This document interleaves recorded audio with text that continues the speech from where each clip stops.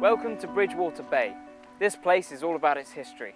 60 million years ago, fossils like these were thriving. More recently, ship captains used to come to the working harbour and go and eat and drink at the local inn. And it even placed host to the world's last Mudhorse fisherman. But he, like the rest of the history, might disappear soon. And it's all thanks to that place.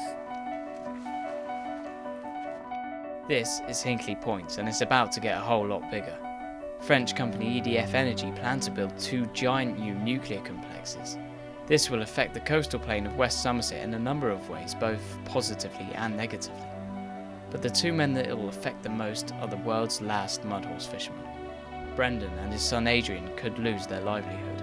That wooden contraption that Adrian is pushing is the Mudhorse.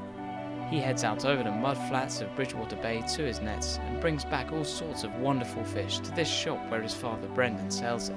But because of the way the nuclear reactors are cooled, this age-old trade may be destroyed. At the heart of the Mudhorse fishermen's problems is that strange island out there. What it is a water intake, and it sucks the water through to cool the nuclear reactors. But as it sucks the water through, it also sucks fry and plankton through. The Mudhorse fishermen then claim that these fry and plankton get boiled on their way around the reactor, therefore die and affect their fish stocks. To find out about this unique and endangered style of fishing, I joined Adrian in his specially adapted jeep which he uses to get down to the Mudhorse, which he parks halfway down the shore. It requires fitness and strength, as well as nerve and stamina to run the gauntlet of the second highest tidefall in the world. When the tide goes out here, it goes out for miles. Once Adrian had unearthed the age-old contraption, we set out over the mudflats to collect the catch. A couple of whites in there, they make nice little fillets, sprats, and the old brown shrimp, what everybody's after like. This is my sort of hobby. I'm out here all by myself. You like it out here? Oh, I do, yeah. Can't fall out with no one, can you? It's quite, you know. You can dream. Perhaps I'm a bit old to dream now, but I mean, it's... See, what noise do you hear out here? Look at that. The birds and just the swelling of the sea. That's about it. Adrian's stationary nets catch the fish when the tide is in, and he rushes to collect them before the seagulls get there first. So, you guys are genuinely the last Mudhorse fishermen in the world, aren't you? I'm absolutely the last Mudhorse fisherman. Yep. So, are you looking to pass it on, or...? Oh, is it going to be here? If they build that other nuclear power station, is it going to be here to be passed on? That's the thing of it.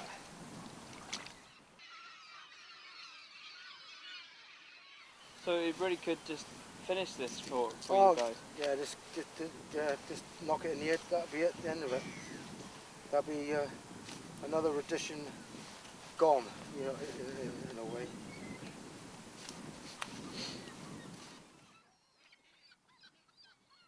Having loaded the Mudhorse, Adrian must push the contraption the long, slippery mile back to the shingle. Half a century ago, there were dozens of men out here earning a living from the fish.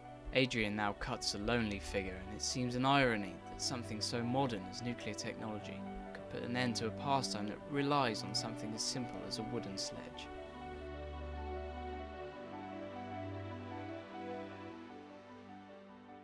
Just a few miles away in the local town of Bridgewater, EDF project manager Simon Dunford was explaining to the public the new plans for Hinkley Point.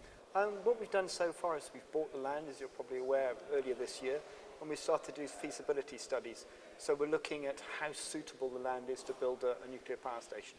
Your next door neighbour is a Mudhorse fisherman, and he says that your cooling systems destroy fish eggs, which means that there's no new generations of fish within the Bristol Channel. Now, what type of measures would you take to accommodate Mr. Brendan Sellick and his son Adrian? Firstly, I really can't comment on the power stations that are already there and anything they might or might not have done. As far as we're concerned, one of the checks that we are doing is looking at a fish survey. So we have boats out in the channel, out in the estuary today, looking at where the fish populations are, where the plankton populations are, and where would be the best place to put our intakes. What we have planned is to have our intakes much further out, so a long way from the mudflats, and therefore I wouldn't imagine we'll have anything like the impact that the existing stations have. Having said that, we're still only at the survey stage, so we'd be delighted to talk to him and say this is what we're doing and how we can minimise the impact on his activities. It's not only Brendan and Adrian who are opposed to the new nuclear reactors. I came to meet Crispin Aubrey, an environmental journalist who's been battling against Hinkley expansion for years. Are you alone, or are there others in this area that oppose new nuclear? I think they're less noisy at the moment than they were in the 90s, 80s, but yes, I talk to people around here, and apart from those who work at the power station or who are economically dependent on it, who have a commitment to it, there are a lot of people who are very unhappy about this proposal to build new nuclear power stations. Yeah. I think let's go for a combination of renewable sources, none of which produce carbon dioxide, and saving energy. We really have to reduce our energy consumption to start with. And of course, if we reduce our energy consumption, we don't need so much electricity. Not everyone agrees with the environmentalists. In Stagursey, the nearest village to Hinkley Point, there are people in favour of the expansion plans. Yes, we're really looking forward to having the new nuclear reactors being built, because it will bring a lot of work, a lot more people, a lot more business to the area. Yeah, we can't wait. I've been living in another story for 48 years, and there's always been Hinkley Point around and about. It's been working the company, village and whichever, and that's it. Been no problems with it at all. It'll bring loads of work to the community. I mean, years ago there was no people around here to work at all.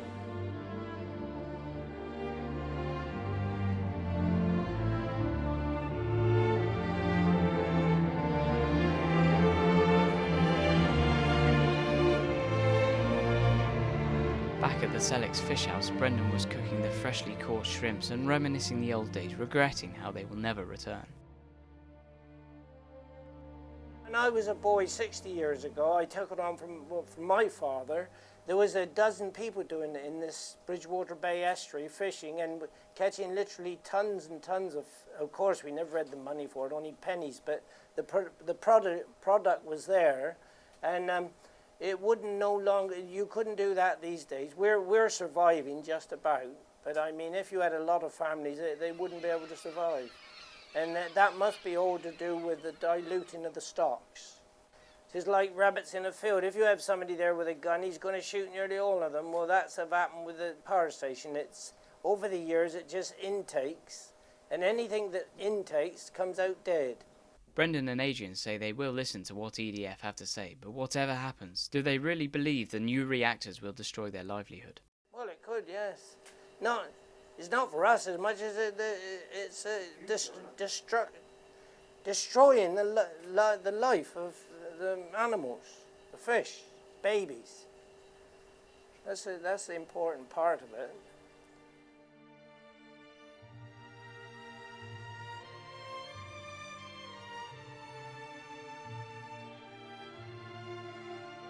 Archaeologists have found a mudhorse preserved in a nearby peat bog, almost exactly the same as Adrian's. It dated back nearly 4,000 years.